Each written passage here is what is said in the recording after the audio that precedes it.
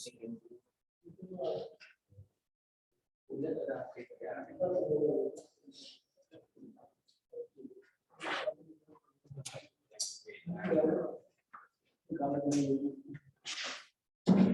हमारा जो नया चैप्टर है वो है एक्टिविटी बेस्ड कॉस्टिंग।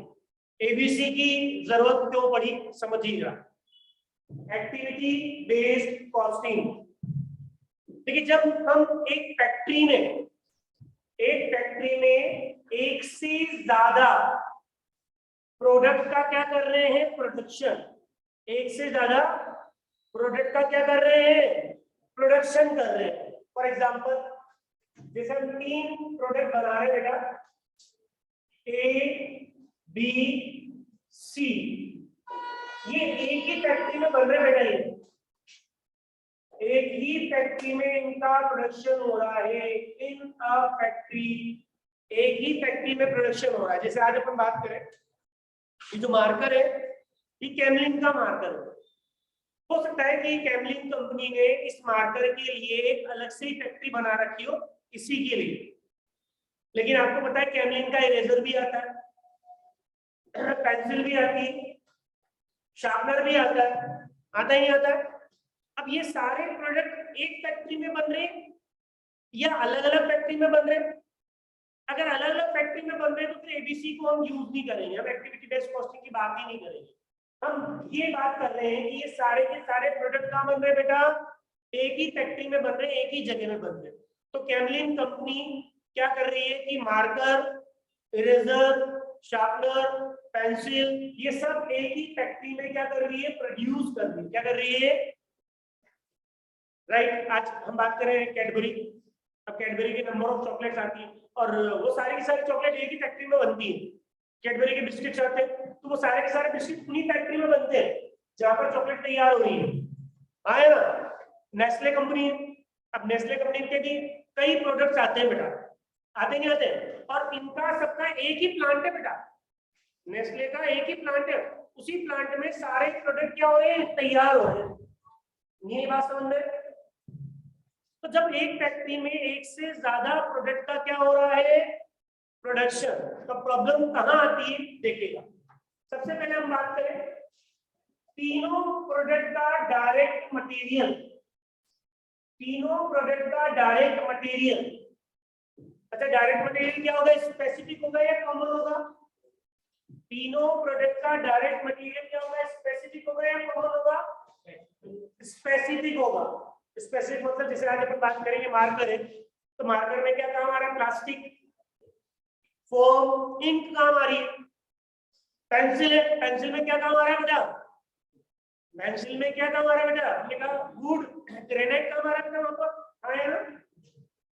आज इरेजर जब बना रहे हैं तो वहां पर रबर काम आ रहा है, और जब शार्पनर बना रहे हैं तो वहां पर भी प्लास्टिक काम आ रहा है, लेकिन वो अलग ग्रेड का होता है। ये प्लास्टिक अलग ग्रेड का और वो प्लास्टिक शार्पनर में लगता है वो अलग ग्रेड का, तो वो इजीली आइडेंटिफाइबल है, स्पेसिफिक है कि ये मटेरियल इस प्रोडक्ट में क्या आ रहा है, काम आ रहा है, नहीं आ रहा है? हाँ यार, तो तीनों के डायरेक्ट मटेरियल को आइडेंटिफाई करने में कोई प्रॉब्लम होगी क्या? तीनों का डायरेक्ट मटेरियल क्या होगा, कॉमन होगा या स्पेसिफिक होगा? स्पेसिफिक होगा बेटा, स्पेसिफिक। हाँ यार, ये इजीली आइडेंटिफाइबल है कि किस प्रोडक्ट पे कितना मटेरियल खर्च होगा। ये बात समझ में? ये इजीली आइडेंटिफाइबल है कि किस प्रोडक्ट पर कितना मटेरियल खर्च हो रहा है। बात समझ में नहीं आई? कोई दिक्कत?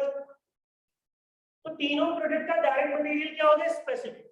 अच्छा, तीनों प्रोडक्ट पर जो डायरेक्ट लेबर लगेगी, तीनों प्रोडक्ट पे जो डायरेक्ट लेबर लगी है वो भी स्पेसिफिक होगी ना। हाँ यार, जो मार्कर पे काम कर रही है लेबर, वो उसकी कॉस्ट मार्कर पर ही आप जोड़ेंगे,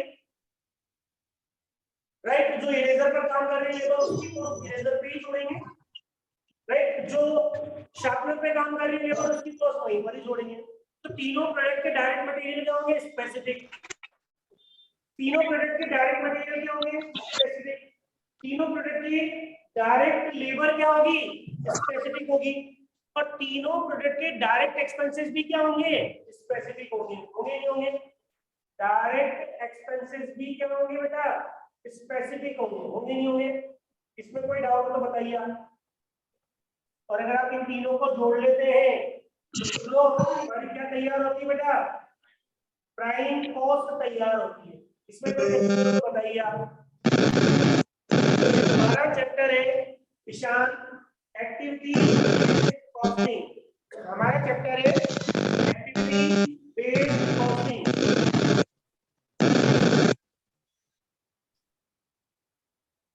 बेटा आप अपने आप को म्यूट कर ले, जरूरत हो तो ही आप अनम्यूट करें। चलिए, अदरवाइज दूसरे स्टूडेंट्स को डिस्टर्ब होता है बेटा, ठीक है ना? तो अपने आप को म्यूट करके रखें, अगर कोई जरूरत हो तो आप बोल सकते हैं, मैसेज कर सकते हैं। चलिए प्लीज वापस से मैं एक्सप्लेन कर रहा हूँ, देखिएगा। हमारा चैप्टर क्या है, एक्टिविटी बेस्ड कॉस्टिंग। अब एक्टिविटी बेस्ड कॉस्टिंग की जरूरत कहां पड़ी वो अभी तक हमने नहीं देखी, बट मैं एक बात बता रहा हूं कि जब एक फैक्ट्री में एक से ज्यादा प्रोडक्ट का क्या होता है, प्रोडक्शन। अभी भी मैंने कई एग्जांपल दिए आपको, राइट? नेस्ले कंपनी कई तरह के बिस्किट्स तैयार करती है, कई तरह की चॉकलेट्स तैयार करती है, और भी कई मिल्क प्रोडक्ट्स आते हैं, आते नहीं आते हैं? और वो सारे प्रोडक्ट कहाँ तैयार होंगे, एक फैक्ट्री में। आज सरस की बात करें तो हम दूर क्यों जाए, हमारे कोटा में जो सरस का प्लांट है, भाई उसी प्लांट में घी भी तैयार हो रहा है, मिल्क भी तैयार हो रहा है, कर्ड भी तैयार हो रही है, दही भी, छाछ भी तैयार हो रही है, ठीक है, पनीर, लस्सी, सारे प्रोडक्ट एक ही फैक्ट्री में क्या हो रहे हैं, एक ही प्लांट में क्या हो रहे हैं, तैयार हो रहे हैं, और नहीं हो रहे? बात समझ में नहीं आई? तो हम उन तीनों प्रोडक्ट पे या उन नंबर ऑफ प्रोडक्ट पे लगने वाले डायरेक्ट मटेरियल की बात करें तो डायरेक्ट मटेरियल की कॉस्ट क्या होती है बेटा, स्पेसिफिक होती है, इजीली आइडेंटिफाइबल होती है कि प्रोडक्ट ए पर कितनी खर्च करी, प्रोडक्ट बी पर कितनी खर्च करी और प्रोडक्ट सी पर आपने कितना डायरेक्ट मटेरियल एक्सपेंड किया है। ये बात समझ में? मान लो कॉमन भी है तो पता लगाया जा सकता है कि यार यहाँ पर हमने कितना मटेरियल खर्च किया है, हाँ या ना? पता लगाया जा सकता है ना? तो तीनों प्रोडक्ट का डायरेक्ट मटेरियल स्पेसिफिक होता है, तीनों प्रोडक्ट की direct labour, number of product की डायरेक्ट लेबर वो भी क्या होती है, स्पेसिफिक होती है, इजीली आइडेंटिफाइबल होती है कि यहाँ पर कितना खर्च किया जाएगा, यहाँ कितना खर्च किया जा रहा है, यहाँ कितना खर्च किया जा रहा है। और इन नंबर ऑफ प्रोडक्ट्स के जो डायरेक्ट एक्सपेंसेस होते हैं वो भी क्या होते हैं बेटा, स्पेसिफिक होते हैं, होते ही नहीं होते? तो आप इन तीनों प्रोडक्ट की प्राइम कॉस्ट को इजीली क्या कर सकते हैं, कैलकुलेट कर सकते हैं। इसमें किसी को कोई कंफ्यूजन हो तो बताइए आप। हाँ यार, इसमें किसी को कोई डाउट, इसमें किसी को कोई कंफ्यूजन तो बताइए आप। Direct material, direct labour, direct expenses, तीनों को जोड़ देंगे तो क्या होगी, ये सब स्पेसिफिक कॉस्ट है। क्या है? प्रोडक्ट रिलेटेड कॉस्ट है। क्या है? प्रोडक्ट रिलेटेड कॉस्ट है। आप इजीली आप इनको आइडेंटिफाई कर सकते हैं, कैलकुलेट कर सकते हैं, काउंट कर सकते हैं। यही बात सामने। लेकिन बात आ गई इसकी बेटा, इसकी आ गई इनडायरेक्ट कॉस्ट की। इसकी बात आ गई बेटा, इनडायरेक्ट कॉस्ट की बात आ गई। और जब हम बात करते हैं इनडायरेक्ट ओवरहेड की, तो इनडायरेक्ट ओवरहेड में हम तीन ओवरहेड को इंक्लूड करते हैं। इनडायरेक्ट ओवरहेड में हम तीन ओवरहेड को इंक्लूड करते हैं। आपको याद आ रहा होगा, फैक्ट्री ओवरहेड आया, फिर ऑफिसर एडमिनिस्ट्रेशन ओवरहेड, ठीक है बेटा। और तीसरा ओवरहेड क्या होता है बेटा, सेलिंग एंड डिस्ट्रीब्यूशन ओवरहेड।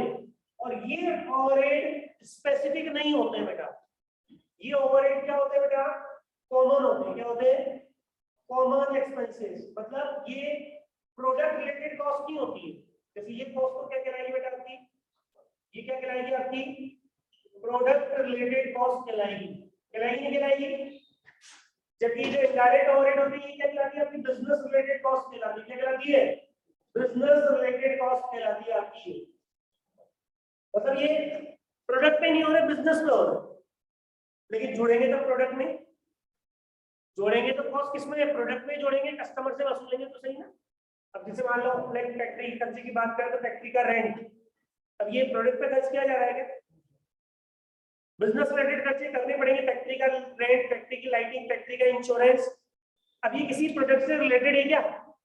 नहीं है ना बेटा, ये तो कॉमन एक्सपेंसेस है। अब समस्या क्या आ गई कि आप इसको किसमें कितना ऐड करें, प्रोडक्ट ए में कितना ऐड करें, प्रोडक्ट बी में कितना ऐड करें, प्रोडक्ट सी में कितना ऐड करें, क्योंकि ये खर्चे क्या है बेटा, ये खर्चे क्या है आपके कॉमन एक्सपेंसेस है। ऑफिस एंड एडमिनिस्ट्रेशन से लाइक सैलरीज, ऑफिस का रेंट, ऑफिस की लाइटिंग, ऑफिस का insurance, printing and stationery, postages, telegrams, ये ऑफिस के खर्चे ना बेटा। वसूलेंगे तो कस्टमर से, और कस्टमर से कैसे वसूलेंगे, प्रोडक्ट की कॉस्ट में। तो किसमें जोड़ूं, ए में जोड़ूं, बी में जोड़ूं, सी में जोड़ूं? आसान में नहीं, तीनों में जोड़ेंगे। तो तीनों में जोड़ने का बेसिस क्या, वो हमें सीखना नहीं आसान में। ऐसे ही सेलिंग एंड डिस्ट्रीब्यूशन के खर्चे, सेल्समैन की सैलरीज है, शोरूम के खर्चे, एडवर्टाइजमेंट है, ये हमारे कॉमन एक्सपेंसेस कहलाते हैं, बिजनेस रिलेटेड कॉस्ट कहलाती है। क्या कहलाती है बेटा, ये बिजनेस रिलेटेड कॉस्ट कहलाती है।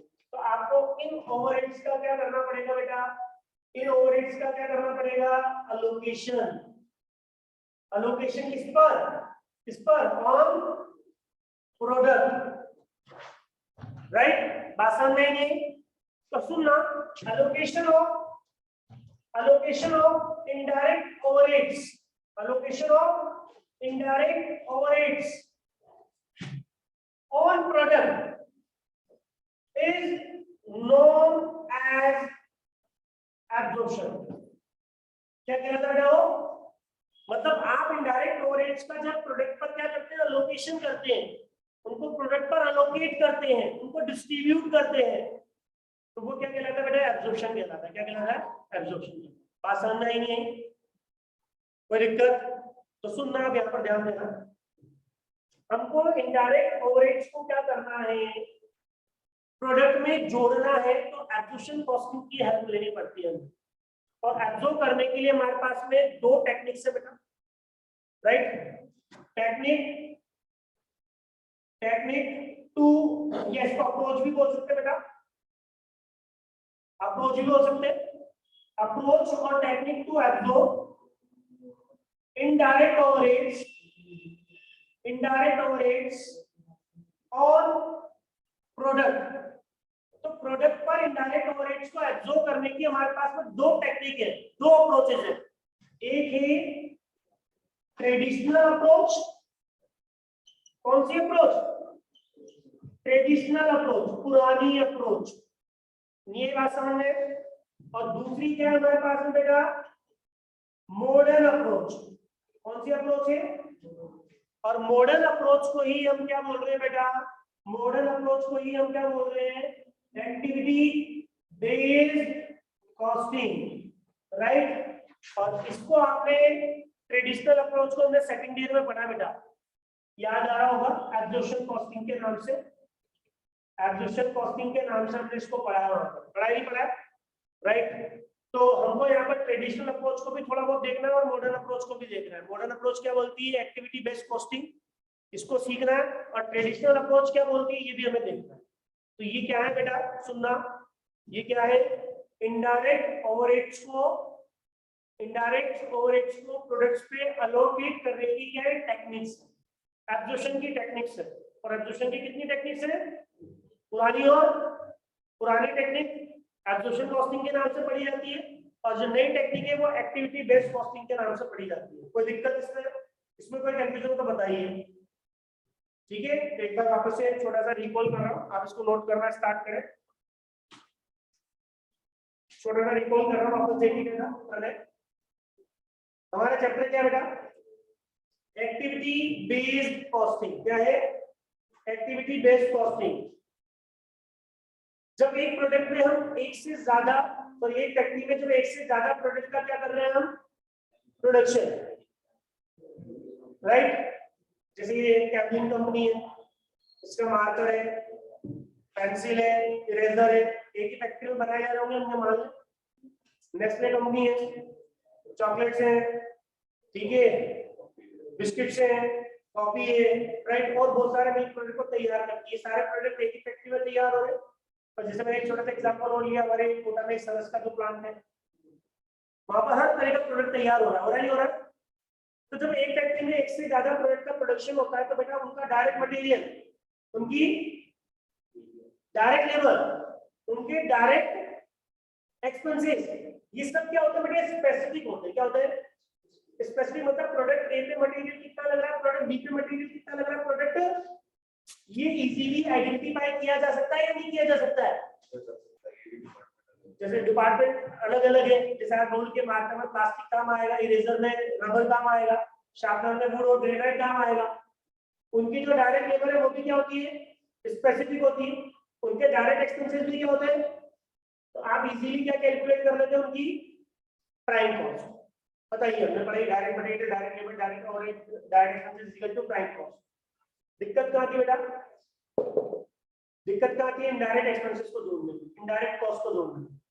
और इनडायरेक्ट कॉस्ट को 3 पार्ट में डिवाइड किया हमने, factory overhead, office and administration overhead, selling and distribution overhead.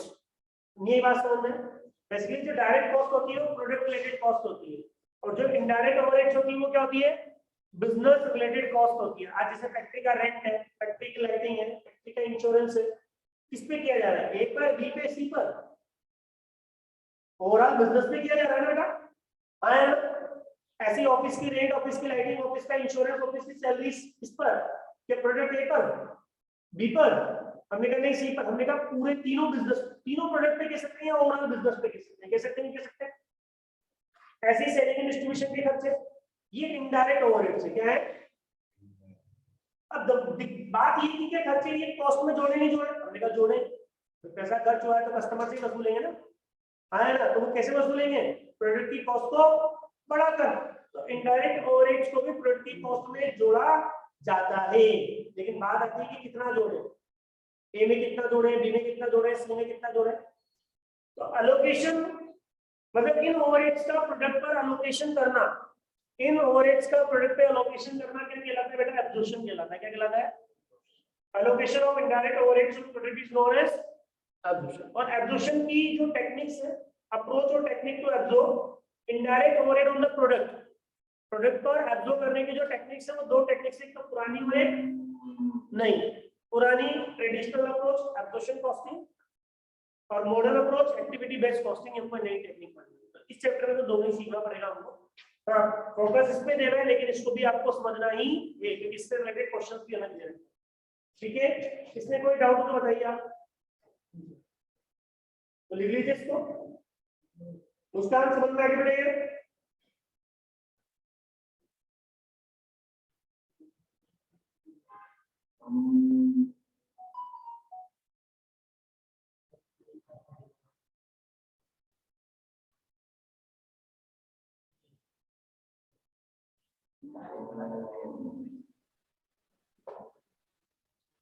आगे समझ में बेटा। Yes sir. चलिए राहुल,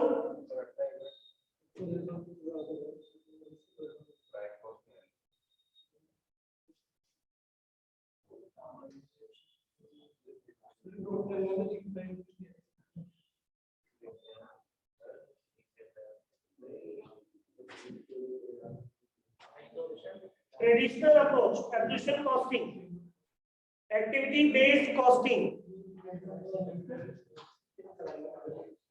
चलिए देखिए,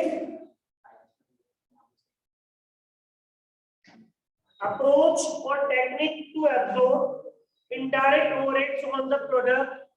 2 टेक्निक्स है, 2 अप्रोचेस है, ट्रेडिशनल और modern. Traditional approach absorption costing कहलाती है, मॉडर्न अप्रोच आपकी एक्टिविटी बेस्ड कॉस्टिंग कहलाएगी। कितना है समझे, बनना है कितना। चलो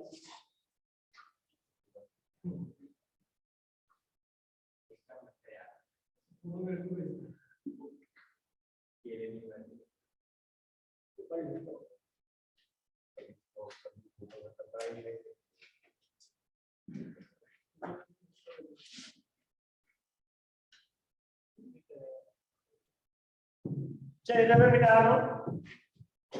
अब सबसे पहले मैं आपको जो हमारे ट्रेडिशनल अप्रोच है उसके क्या रूल रेगुलेशंस होते हैं ओवरहेड्स को एब्जॉर्ब करने के, वो मैं आपको समझा दूं, देखिएगा।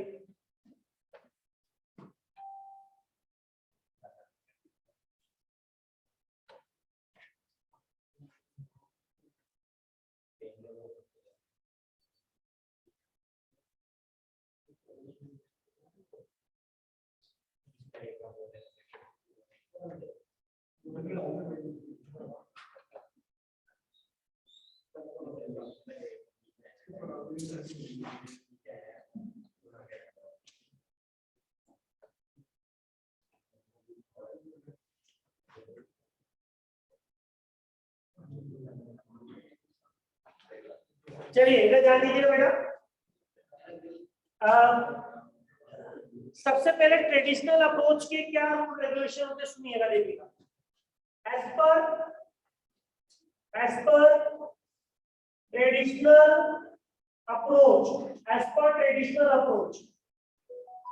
तो ट्रेडिशनल अप्रोच के लिए सबसे पहला जो रूल हम तैयार करते हैं कि जो फैक्ट्री के ओवरहेड है, इनडायरेक्ट कॉस्ट को सबसे पहले पता है आपको, फैक्ट्री के खर्चे जुड़ते हैं। क्या जुड़ते हैं? फिर ऑफिस के जोड़ते हैं, फिर सेलिंग एंड डिस्ट्रीब्यूशन के जोड़ते हैं। तो जो फैक्ट्री के खर्चे जुड़ेंगे यहाँ पर, एड फैक्ट्री ओवरहेड। तो फैक्ट्री ओवरहेड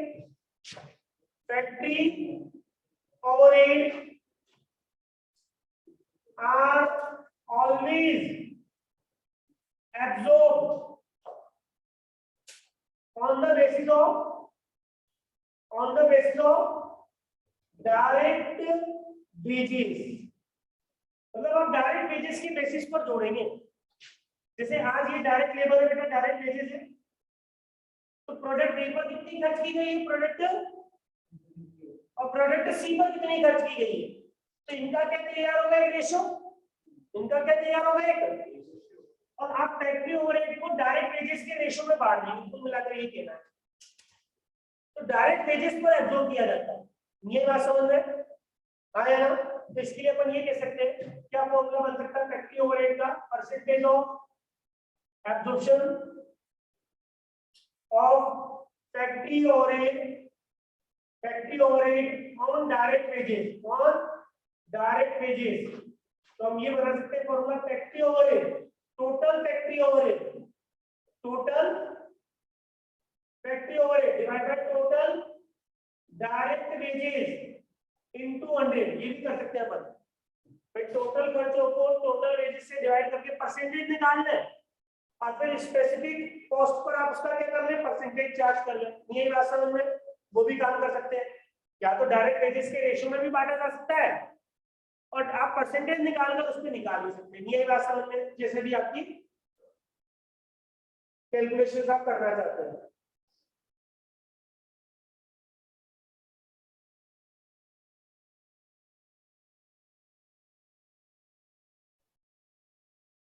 बंधन की होगी ना, पड़ेगा तो होगी उसको।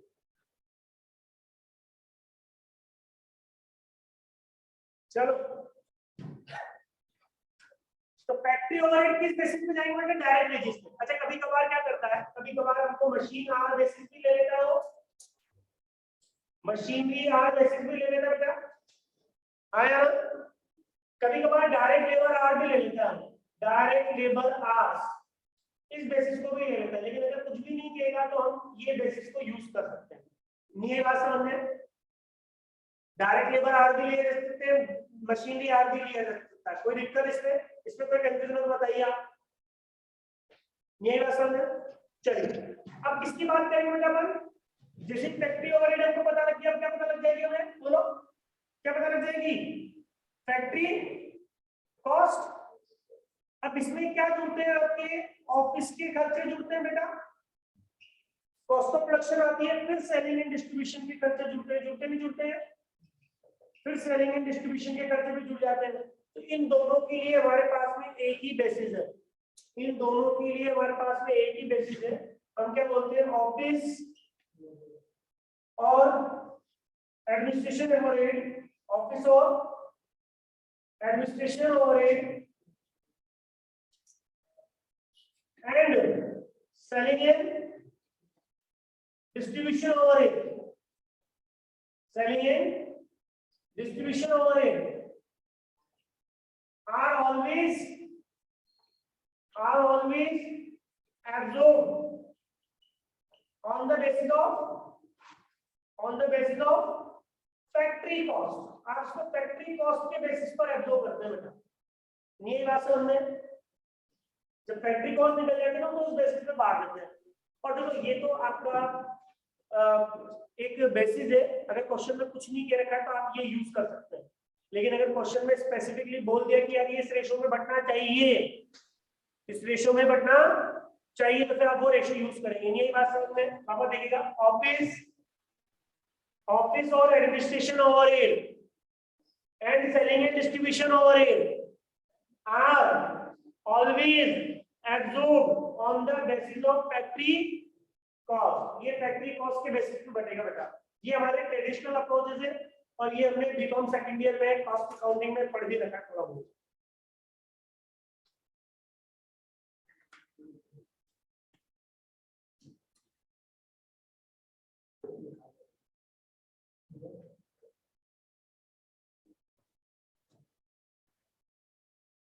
आइडिया समझे सर? क्या डाउट है सर एक बार ये factory overheads absorbed on the direct wages वाला एक बार फिर से समझा दो फॉर्मूला। जैसे मान लो डायरेक्ट वेजेस दे रखे बेटा आपको यहाँ पे 5 लाख रुपीस, 3 लाख रुपीस और ये 2 लाख रुपीस। अब आपके फैक्ट्री ओवरहेड दे रखे टोटल रुपीस 1,50,000, 1.5 लाख रुपए दे रखे हैं।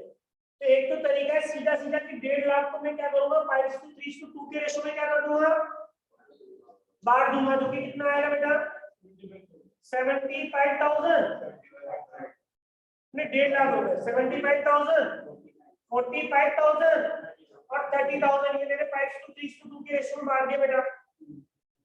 या परसेंटेज भी तैयार कर सकते हैं, जैसे 150 total factory overhead divide by total direct wages 10 lakh, 532 into 100। तो ये कितना परसेंटेज बना 15%। कितना बना? तो हम क्या करेंगे 5 लाख का 15% 75, 3 लाख का 15% 45 एंड 2 लाख का 15% 30,000। इस तरीके से डिस्ट्रीब्यूट कर देंगे। कोई डाउट इसमें? उसका आगे सर समझ में। चलिए अब आइए एक्टिविटी बेस्ड कॉस्टिंग पर आ जाइए। आप किस पर आ जाइए बेटा? एक्टिविटी बेस्ड कॉस्टिंग पर। ठीक है, तो स्टार्ट करें अपन एक्टिविटी बेस्ड कॉस्टिंग का। क्राइटेरिया क्या होता है? कॉस्ट को बाइफरकेट करने का, इनडायरेक्ट कॉस्ट को बांटने का। डायरेक्ट कॉस्ट नहीं, कौन सी कॉस्ट? इनडायरेक्ट कॉस्ट को बांटने का। ठीक है, नोट कर ले इसको।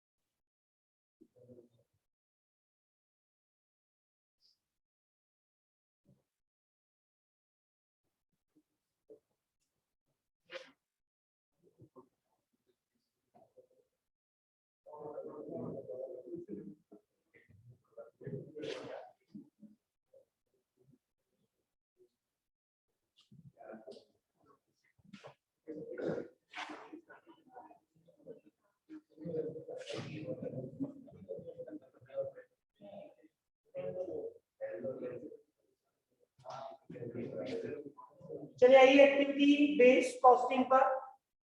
अब एक्टिविटी बेस्ड कॉस्टिंग को कैसे यूज किया जाता है ध्यान देना। Activity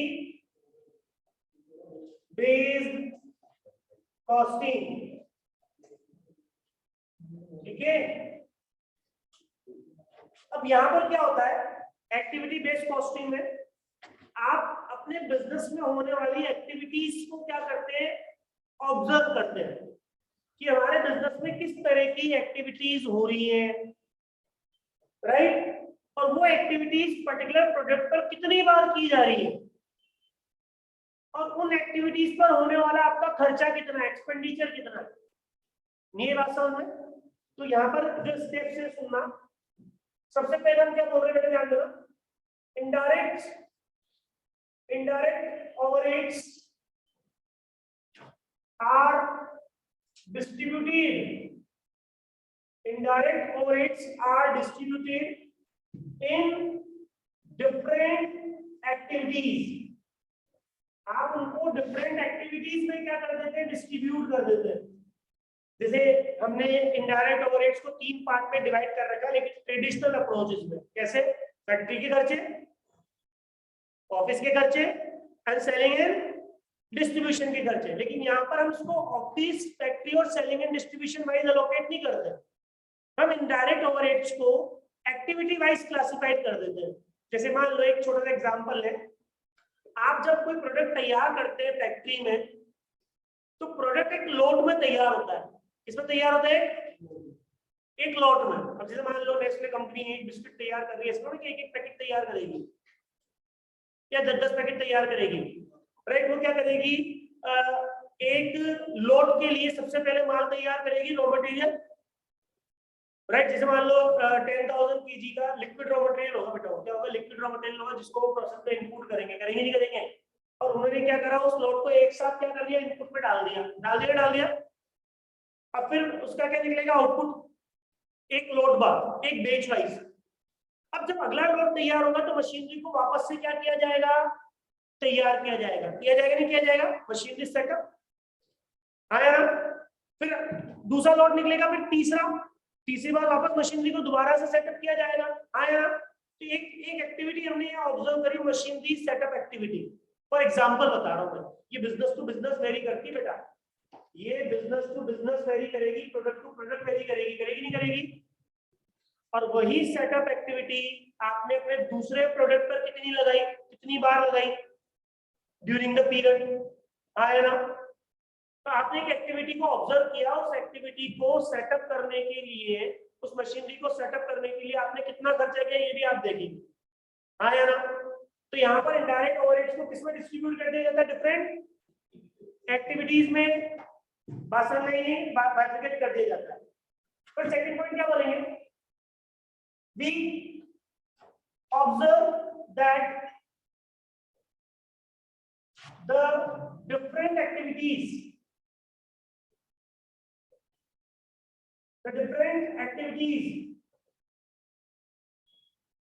how many times are expend on product। मतलब जो डिफरेंट एक्टिविटीज होती है वो प्रोडक्ट पर कितनी बार एक्सपेंड की गई है, यूज की गई है, रोटेट की गई है, आया ना। और फिर आप क्या तैयार करते हैं, पूल रेट तैयार करते हैं। क्या तैयार करते हैं, पूल रेट तैयार करते हैं। तो सबसे पहले यहाँ जो पॉइंट तैयार होगा, ये तो क्या कहलाएगी, एक्टिविटी कॉस्ट कहलाएगी। क्या कहलाएगी, एक्टिविटी कॉस्ट कहलाएगी। ये जो ऑब्जर्वेशन है, ये आपका क्या कहलाएंगे, नंबर ऑफ ड्राइवर्स जो कि कॉस्ट को ड्राइव करेंगे। क्या करेंगे, कॉस्ट को ड्राइव करेंगे, इसको ड्राइवर्स भी बोल सकते हैं। ये बात समझ में। जैसे मशीनरी सेटअप 10 बार लगाया गया तो वो क्या हो गया, एक तरीके से कॉस्ट ड्राइवर हो गया। क्या हो गया, तो आप इसको कॉस्ट ड्राइवर भी बोल सकते हैं। क्या बोल सकते हैं, कॉस्ट ड्राइवर बोल सकते हैं, जो कॉस्ट को क्या करेगा, ड्राइव करेगा, ठीक है। फिर आप क्या करेंगे यहाँ पे, पर सेटअप या पर एक्टिविटी कॉस्ट इज कैलकुलेटेड। पर एक्टिविटी कॉस्ट कैलकुलेट की जाती है। क्या कैलकुलेट की जाती है? पर एक्टिविटी। और वो जो पर एक्टिविटी कॉस्ट कहलाएगी वो क्या कहलाएगी? आपकी पूल रेट कहलाएगी। क्या कहलाएगी? पूल रेट कहलाएगी। राइट, बात समझ नहीं है? और इस पूल रेट के अकॉर्डिंग आप इनडायरेक्ट ओवरहेड्स को क्या करेंगे? एब्जॉर्ब करेंगे इस पर प्रोडक्ट का। तो मैं इसको ज्यादा बेहतर तरीके से आपको एक एग्जांपल के थ्रू समझा रहा हूं बेटा। राइट, एक एग्जांपल के थ्रू समझा रहा हूं, उसको नोट कर लीजिएगा।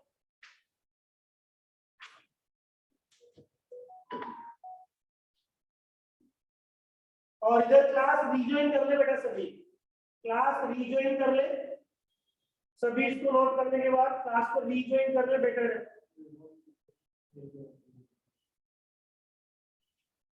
क्लास को रीजॉइन कर ले बेटा सभी।